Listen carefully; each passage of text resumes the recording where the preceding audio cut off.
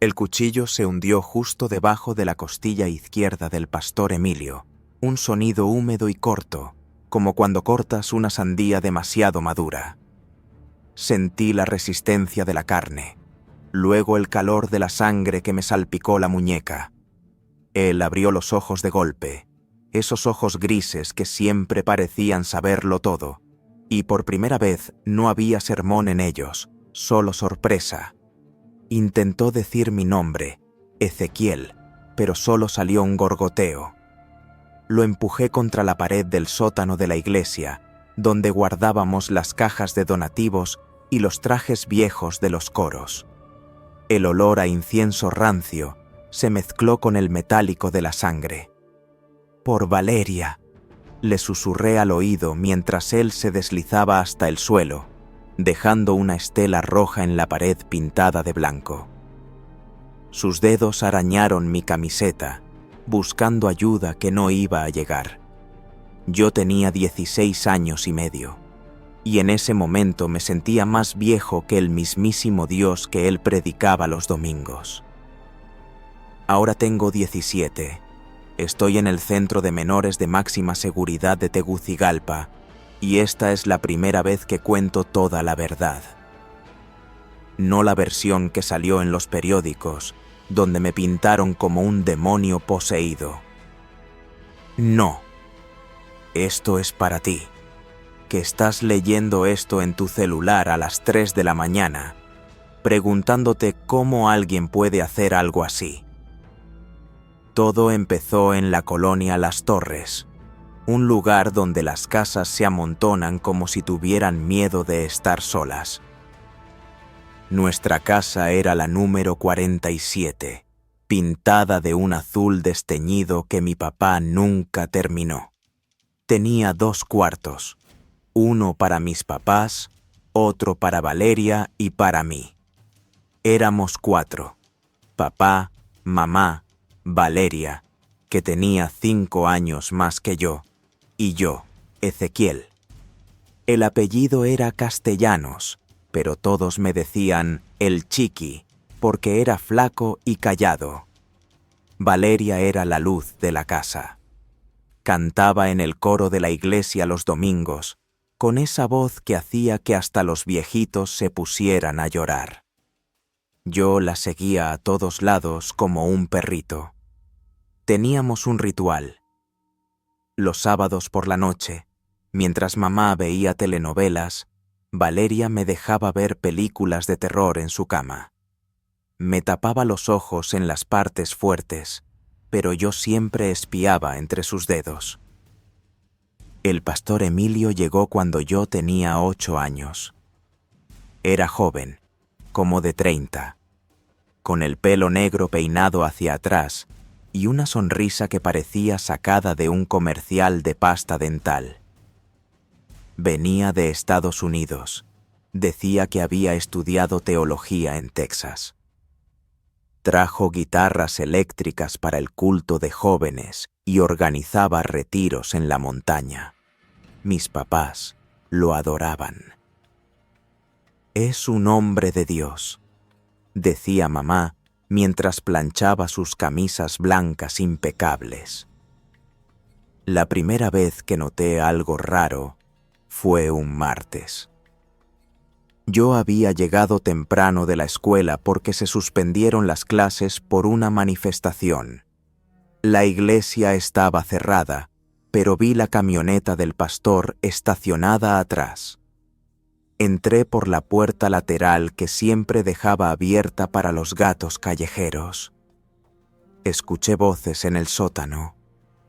La de Valeria, pero no cantaba. Era un sonido diferente, como si estuviera llorando pero tratando de no hacer ruido.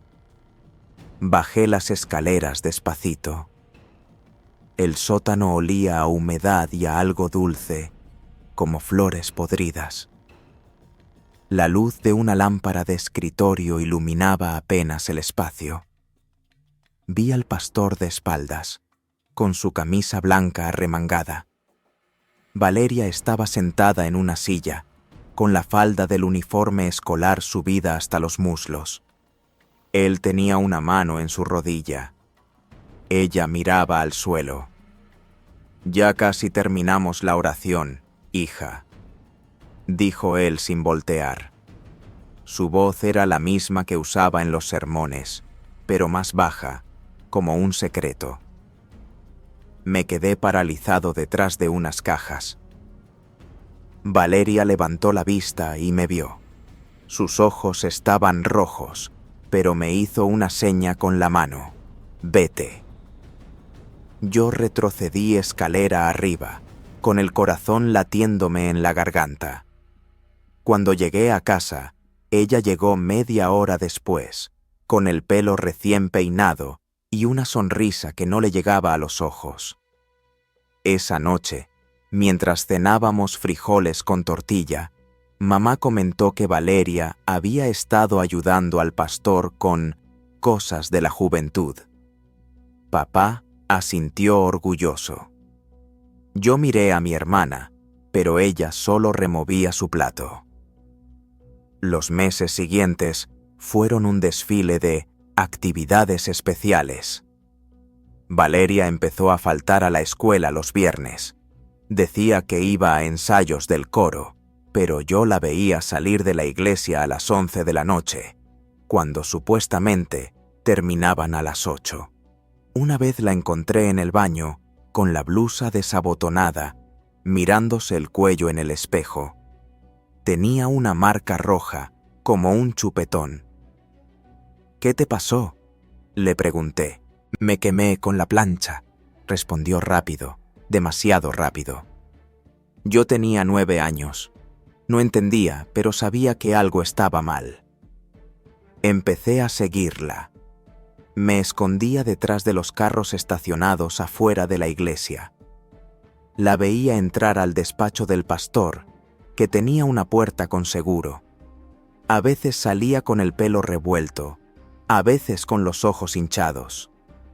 Una noche la escuché vomitar en el baño de la casa. Mamá empezó a notar que Valeria ya no cantaba en la ducha. «Está en la edad del cambio», decía papá. Pero yo veía cómo se le apagaba la luz poco a poco. Dejó el coro. Dejó de ir a los retiros. Se encerraba en el cuarto a hacer tarea, aunque sus cuadernos estaban llenos de dibujos de cruces rotas. A los 11 años, encontré una carta en su mochila. Estaba escrita con letra temblorosa. «Pastor Emilio, por favor déjenme en paz. Le juro que no se lo diré a nadie si para». La carta estaba arrugada, como si la hubiera escrito y borrado 1000 veces. La guardé en mi caja de zapatos, debajo de mis cómics de Spider-Man. Valeria empezó a tener novios. Primero fue Kevin, el hijo del tendero. Duraron 2 semanas. Luego Marco, el que tocaba batería en la iglesia. 3 días. Todos terminaban igual. Ella los dejaba de hablar de la noche a la mañana. Una vez escuché a mamá discutiendo con ella. «Tienes que respetarte, muchacha. No puedes andar con cualquiera». «¿Cualquiera?», gritó Valeria. «Tú no sabes nada». Esa fue la primera vez que la vi perder el control. Se encerró en el baño y no salió hasta el día siguiente. Cuando abrió la puerta, tenía los ojos tan hinchados que apenas podía ver. Yo tenía 12 años cuando Valeria se fue a estudiar a San Pedro Sula. «Becada por la iglesia», dijo papá orgulloso. El pastor Emilio organizó una despedida con pastel y todo. Valeria sonreía en las fotos, pero yo notaba cómo evitaba mirarlo directamente. Antes de subir al bus, me abrazó fuerte. «Cuida a mamita, chiqui», me susurró al oído. «Y si alguna vez alguien te hace daño, dímelo. ¿Me prometes?» «Te prometo», respondí, aunque no entendía. Los primeros meses mandaba cartas.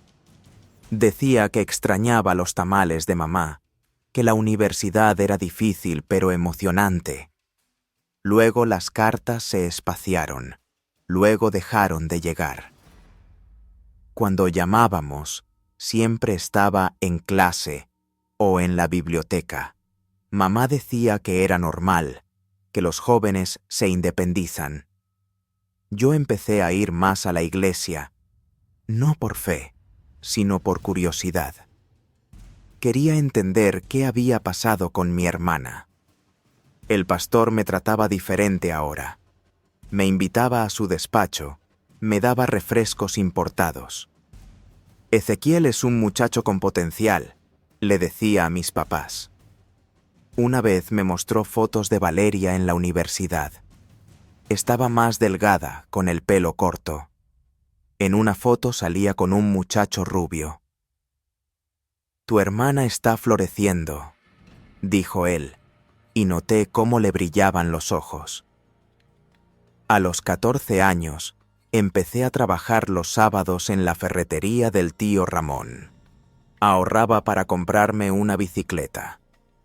Valeria venía de vez en cuando los fines de semana. Ya no era la misma. Hablaba poco, fumaba a escondidas en el patio trasero. Una noche la encontré llorando en la hamaca. «¿Qué pasa, Vale?»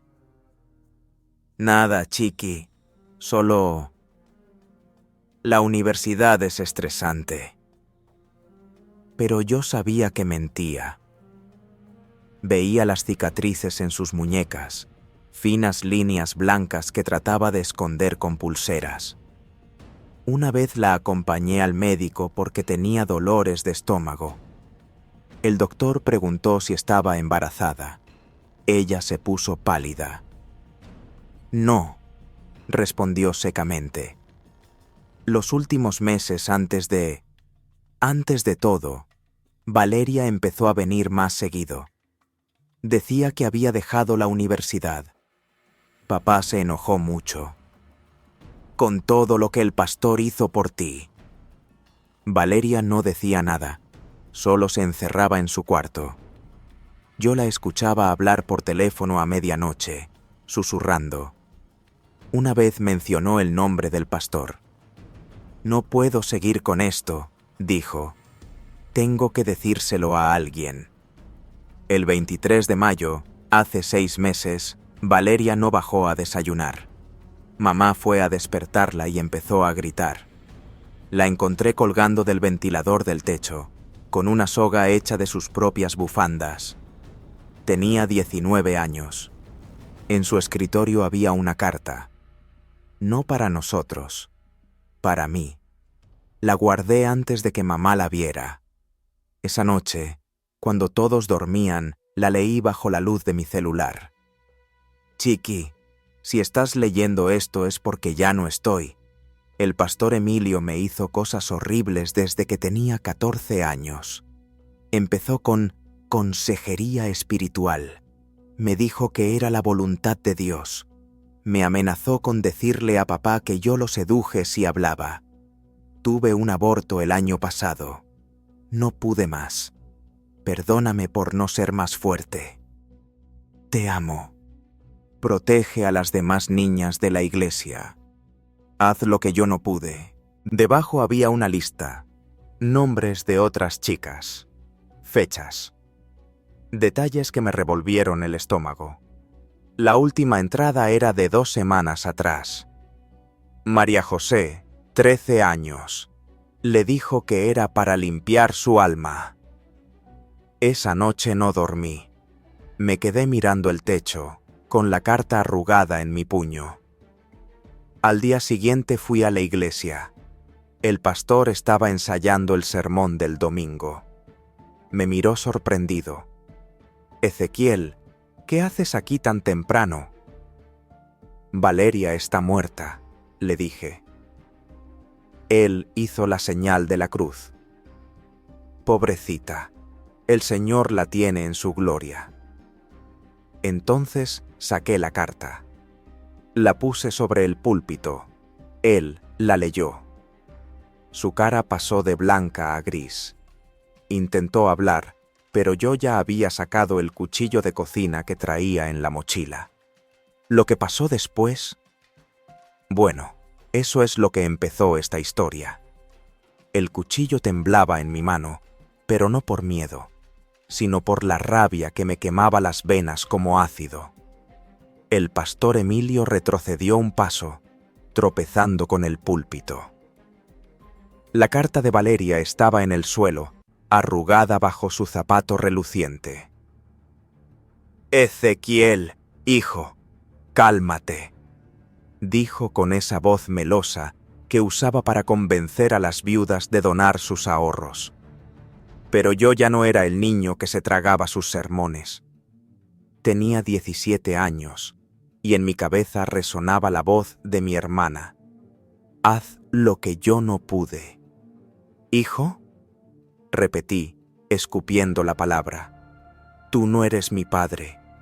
Eres un monstruo». Avancé hacia él.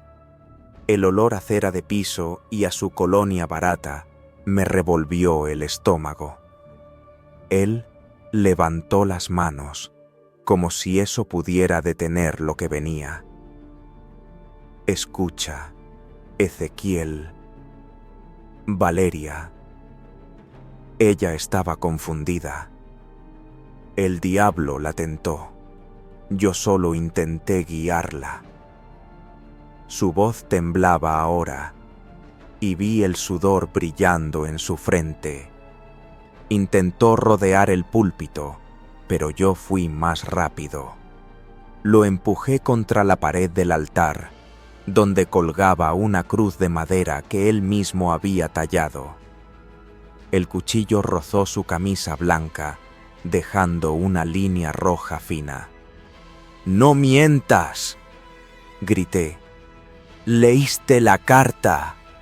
Abusaste de ella durante años». Mi voz rebotó en las paredes de la iglesia vacía. Afuera, los gallos cantaban, ajenos a lo que pasaba dentro. Él intentó agarrarme la muñeca, pero yo era más fuerte de lo que esperaba. Lo golpeé en la cara con el mango del cuchillo. Escuché el crujido de su nariz. La sangre le chorreó por la barbilla, manchando su corbata azul. «Por favor, Ezequiel, puedo ayudarte. Podemos rezar juntos». Intentó arrodillarse, pero yo lo pateé en el pecho. Cayó de espaldas sobre el altar, derribando los candelabros. Las velas se apagaron con un siseo, llenando el aire de humo y cera quemada. No fue un plan improvisado. Llevaba semanas pensando en esto. Desde que leí la carta de Valeria, no podía dormir. Me despertaba sudando, viendo su cuerpo colgando del ventilador.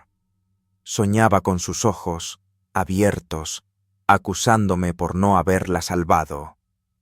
Guardé el cuchillo de cocina en mi mochila el día anterior, después de afilarlo en la piedra que usaba papá para los machetes. También llevé una cuerda y cinta adhesiva. Quería que sufriera como ella sufrió. Lo até en el sótano, donde él había hecho tantas cosas. Las mismas cajas de donativos fueron testigos. Lo até a una silla vieja, con las manos atrás y los tobillos sujetos. Usé la cinta para taparle la boca. Sus ojos estaban abiertos de par en par, llenos de pánico. Por primera vez, él era el que no podía hablar. «¿Te acuerdas de este lugar?», le dije, agachándome para estar a su altura. «Aquí empezaste con Valeria. Aquí le dijiste que era la voluntad de Dios». Le quité la cinta de la boca. Él jadeó, escupiendo sangre. «Ezequiel, eres un buen muchacho. No hagas esto. Piensa en tu madre». «¡Cállate!». Le di una bofetada. Su cabeza se sacudió. «Mi madre llora todas las noches por Valeria. Y tú sigues predicando como si nada». Saqué la lista de nombres que Valeria había escrito. La había memorizado. María José, 13 años. Jennifer, 15. ¿Cuántas más, Emilio? ¿Cuántas? Él negó con la cabeza. Mentiras. Todos son mentiras del diablo. Entonces empecé a cortarlo. No para matarlo todavía. Quería que sintiera algo de lo que Valeria sintió. Un corte en el brazo, superficial, justo donde la piel es más sensible. Él gritó. La sangre corrió por su camisa, goteando en el suelo de cemento. El olor era espeso, como hierro caliente. Le hice otro corte en la pierna. Luego en el pecho. Cada vez que gritaba, le preguntaba por un nombre de la lista. No respondió. Solo lloraba y rezaba en inglés, como si Dios hablara su idioma. Entre cortes, le conté cosas. Le hablé de las noches que Valeria lloraba en la hamaca, de las cicatrices en sus muñecas, del aborto que tuvo en una clínica clandestina en San Pedro Sula, pagado con el dinero que él le daba para callar. Le conté cómo encontré un frasco de pastillas en su cuarto, escondido detrás de sus libros de poesía. Intentó matarse antes, le dije, pero no tuvo el valor. Yo sí. El sótano estaba oscuro, solo iluminado por una bombilla que parpadeaba. Las sombras danzaban en las paredes, como demonios burlándose. Yo sudaba, la camiseta pegada a la espalda. Mis manos estaban rojas, resbalosas. En un momento, él intentó soltarse. La silla se tambaleó y cayó de lado. Su cabeza golpeó el suelo con un sonido hueco. Quedó aturdido, gimiendo.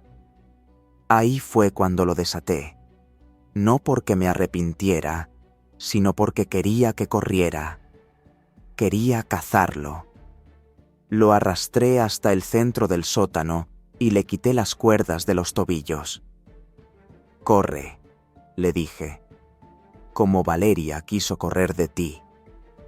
Él se levantó tambaleándose, con la camisa hecha jirones. Corrió hacia la escalera, pero estaba débil. Tropezó en el tercer escalón. Lo alcancé. Lo apuñalé en la espalda, justo entre los omóplatos. Cayó de bruces, gritando. Lo volteé. Su cara estaba irreconocible, hinchada, cubierta de sangre. «Por Valeria», dije, y le clavé el cuchillo en el pecho. 1, 2, 3 veces. Cada vez sentía menos resistencia. Su cuerpo se convulsionó, luego se quedó quieto. Solo se escuchaba mi respiración y el goteo de la sangre en el suelo. Me quedé ahí, mirando el cuerpo. No sentí alivio. No sentí nada. Solo un vacío enorme, como si me hubieran sacado las entrañas. Limpié el cuchillo en su camisa y subí las escaleras. La iglesia estaba en silencio. Afuera, el sol apenas salía, pintando el cielo de un naranja sucio. Me senté en una banca, con las manos temblando. No sé cuánto tiempo pasó, minutos, tal vez horas. Entonces escuché voces. Eran las señoras del grupo de oración, que llegaban temprano para limpiar. Entraron por la puerta principal, riendo y hablando de la venta de tamales. Me vieron sentado, cubierto de sangre. Una de ellas, doña Carmen, gritó. Otra corrió a llamar a la policía. Yo no me moví. No tenía a dónde ir. La policía llegó rápido. Me esposaron sin resistencia. El oficial que me llevó al patrullero era joven, con bigote ralo. «¿Por qué lo hiciste, muchacho?», preguntó. No respondí. Solo miré por la ventana, hacia la iglesia. Vi a los vecinos reunidos afuera, algunos llorando, otros murmurando. Mi mamá llegó corriendo, con el delantal puesto. Gritó mi nombre hasta que se quedó sin voz. En la comisaría intentaron interrogarme. No dije nada hasta que llegó mi papá. Estaba pálido, con los ojos rojos. «Ezequiel, ¿qué hiciste?», susurró. Saqué la carta de Valeria de mi bolsillo. Estaba manchada de sangre, pero legible. Se la di. Él la leyó en silencio. Cuando terminó, se sentó en el suelo y lloró como niño. Esa noche, en la celda, vino el abogado de la iglesia. Un tipo flaco con traje caro. «Si confiesas que fue un impulso, podemos alegar problemas mentales», dijo. «El pastor era un hombre respetado. La gente no va a creer las acusaciones de una suicida». Lo miré fijo. Valeria no era una suicida, era una víctima, y tú lo sabes. Él se fue sin decir más. Al día siguiente registraron el despacho del pastor. Encontraron un cajón cerrado con llave. Adentro había fotos, decenas de fotos. De Valeria, de María José, de Jennifer. Algunas en ropa interior, otras desnudas. Había videos en un disco duro. La policía no quiso decir mucho, pero los rumores corrieron rápido. La iglesia se llenó de reporteros. Los padres de las niñas de la lista empezaron a hablar. Algunas confirmaron, otras negaron, por vergüenza o miedo. Mi mamá vino a visitarme una semana después. Estaba más delgada, con ojeras. «Ezequiel, ¿por qué no me dijiste?», preguntó. Lloró tanto que la guardia tuvo que sacarla. Papá no vino. Decía que no podía mirarme. Aquí en el centro de menores, los otros muchachos me miran diferente. Algunos con respeto, otros con miedo. Me llaman el matapastores. Hay un guardia, don Miguel, que me trae libros. Dice que soy inteligente, que puedo estudiar aunque esté encerrado. Pero yo solo pienso en Valeria, en su carta, en su voz. A veces sueño que estoy de nuevo en el sótano, que el pastor sigue vivo, riéndose. Me despierto gritando. Los psicólogos dicen que es estrés postraumático. Yo digo que es justicia que no termina. Hoy cumplo 17 años y medio. Me lo recordó la enfermera del centro cuando me trajo el desayuno. Un pan dulce duro y un vaso de atol de elote agrio. «Felicidades, Ezequiel», dijo sin mirarme. Afuera de mi celda, los otros muchachos gritan insultos a los guardias, pero yo estoy sentado en el suelo, con la espalda contra la pared de cemento pintada de verde vómito. Tengo un cuaderno que me dio don Miguel, y en él escribo esto para ti. Porque alguien tiene que saber toda la verdad, no la que sale en los noticieros donde me llaman el adolescente satánico. Después de que encontraron las fotos y los videos, la iglesia se vino abajo como un castillo de naipes.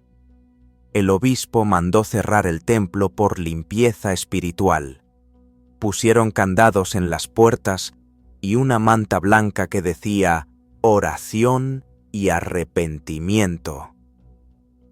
Pero la gente no oraba, gritaba. Los papás de María José vinieron a la comisaría con pancartas. La mamá de Jennifer se desmayó en plena calle cuando vio su foto en el periódico. Mi mamá vino otra vez, 2 semanas después del crimen. Traía una bolsa de plástico con ropa limpia y una foto de Valeria de cuando tenía 15 años, sonriendo en la playa de Tela. «Tu papá no quiere verte», dijo con voz rota. «Dice que mataste al hombre que nos ayudó a apagar la luz cuando no teníamos». Yo no respondí, solo miré la foto. Valeria tenía el pelo mojado y arena en las rodillas. En sus ojos ya había una sombra que yo no supe ver entonces. El juicio fue rápido. Me juzgaron como adulto porque el crimen fue premeditado y con alevosía. El fiscal mostró las fotos del pastor, el cuerpo destrozado, los cortes, la sangre coagulada en el suelo del sótano. La defensa intentó decir que yo estaba loco, que Valeria me había manipulado con sus fantasías suicidas. Pero cuando proyectaron uno de los videos, solo audio porque era demasiado fuerte, la sala se quedó en silencio. Se escuchaba la voz del pastor. «Esto es entre tú y Dios, hija. Nadie más necesita saber». Y luego el llanto de una niña. Era María José. El jurado lloró. La jueza lloró. Hasta el abogado de la iglesia lloró, aunque después dijo que eran lágrimas de cocodrilo. Me dieron cadena perpetua, pero como soy menor, estaré aquí hasta los 21 y luego me pasarán a la cárcel de adultos. Con buena conducta, podrías salir a los 30, dijo mi abogada. Yo solo asentí. No tengo planes de buena conducta. Aquí dentro, la vida es un ciclo de gritos, olor a orines y comida que sabe a cartón. Pero hay momentos, como cuando don Miguel me deja usar la computadora del taller, busco noticias, veo que la iglesia se dividió. Un grupo dice que el pastor era un santo difamado. Otro grupo quemó su foto en la plaza. Los papás de las niñas forman un colectivo. Se llaman Voces Silenciadas. Han encontrado a 12 víctimas más. 12. Algunas ya son madres. Otras están muertas, como Valeria. Una noche, hace un mes, vino a visitarme una mujer que no conocía. Era alta, con el pelo gris recogido en una trenza. Se presentó como la tía de Jennifer. «Mi sobrina no habla desde que vio el video en las noticias», dijo. «Pero me pidió que te diera esto». Me pasó un dibujo hecho con crayones. Era una casa con un sol grande y 2 figuras, una niña y un muchacho con un cuchillo. Debajo decía: «Gracias por salvarnos». Lo pegué en la pared de mi celda con pasta de dientes. Es lo único de color que tengo. A veces pienso en el momento exacto en que clavé el cuchillo, en cómo la sangre salpicó mi cara, caliente como agua de lluvia, en cómo el pastor me miró, no con odio, sino con sorpresa, como si nunca hubiera pensado que alguien como yo pudiera tocarlo. Y me pregunto, ¿me arrepiento? La respuesta no es simple. No me arrepiento de haberlo matado. Si volviera a nacer, lo haría otra vez. Pero me arrepiento de no haberlo hecho antes, de no haber visto las señales cuando Valeria vomitaba en el baño, de no haberle creído cuando decía que estaba cansada. Me arrepiento de cada vez que me callé por miedo a meter a la familia en problemas. Me arrepiento de no haber sido el hermano que ella necesitaba. Ayer vino un periodista. Quería una entrevista exclusiva. Le dije que solo hablaría si me dejaba grabar yo también. Don Miguel me prestó su celular. Le conté todo lo que te estoy contando ahora. Le mostré el dibujo de Jennifer. Le hablé de la carta de Valeria, que guardo doblada en mi Biblia, la única cosa que me dejaron tener. El video salió en YouTube. Tiene millones de vistas. La gente comenta cosas horribles, pero también hay mensajes de chicas que dicen, gracias a ti hablé. Mi primo me tocaba, pero ahora mi mamá me cree. Esa es mi redención, supongo. No el perdón de Dios, ese no lo quiero, sino saber que, por fin, alguien escucha. Hoy, en mi cumpleaños, me trajeron una carta. Es de mamá. La letra tiembla, como si hubiera llorado mientras escribía. Dice que papá vendió la casa, que se mudaron a casa de la abuela en Santa Rosa, que ella reza por mí todas las noches. Al final escribió, Valeria estaría orgullosa de que protegieras a las demás. Te amo, aunque duela. Doblé la carta y la puse junto al dibujo. Afuera, el sol se está poniendo. El cielo está rojo, como la sangre del pastor. Pero también hay nubes rosadas, como el vestido que Valeria usaba los domingos. Cierro los ojos y la veo cantando en el coro, antes de que todo se pudriera. Si estás leyendo esto y alguna vez alguien te toca sin que quieras, o te dice que es un secreto de Dios, no te calles. Grita, corre, lucha. Yo no pude salvar a mi hermana, pero tú puedes salvarte a ti misma. Y si nadie te cree, recuerda que hay un muchacho en una celda que sí te cree.